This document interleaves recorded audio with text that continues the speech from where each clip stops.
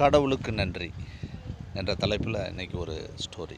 அதாவது ஒரு பணக்காரர் வீதியில் நடந்து போய்கிட்டு இருக்கும்போது ஒரு ஏழையை பார்த்தாராம்.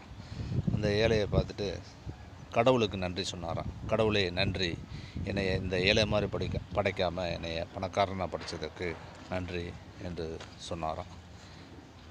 அடுத்த வாரம் அந்த ஏழை ஒரு ரோட்டில் நடந்து போய்கிட்டு இருக்கும்போது ஒரு மனநலம் குன்றிய நபரை பார்த்துருக்கிறார். அப்போ இந்த ஏழை கடவுளுக்கு நன்றி சொல்கிறார். நன்றி கடவுளே, இந்த மனநிலை குன்றிய நபரை போல என்னை படைக்காமல் ஏழையாக படைத்ததற்கு நன்றி என்று அந்த ஏழை நபர் கடவுளுக்கு நன்றி கூறியிருக்கிறார். அதற்கடுத்ததாக அந்த மனநலம் குன்றியவர் நடந்து போய்கிட்டு இருக்கும்போது ஒரு ஆம்புலன்ஸில் ஒரு நோயாளியை ஹாஸ்பிட்டல் கூட்டிகிட்டு போகிறார். அப்போ அந்த மனநலம் குன்றியவர் கடவுளுக்கு நன்றி கூறுகிறார். நன்றி கடவுளே, இவரை மாதிரி என்னை ஆஸ்பத்திரியில் கொண்டு போய் சேர்க்காம மனநலம் குன்றியவராக என்னை படைத்ததற்கு நன்றி என்று அந்த கடவுளுக்கு அந்த மனநலம் குன்றிய நபர் நன்றி தெரிவிக்கிறார்.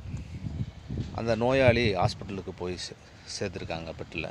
அப்போ அவருக்கு பெட்டிலுக்கு பக்கத்தில் ஒருத்தர் டெத் ஆயிடுறார், இறந்து போயிடுறாரு. அப்போ அந்த நோயாளி கடவுளுக்கு நன்றி சொல்கிறார்.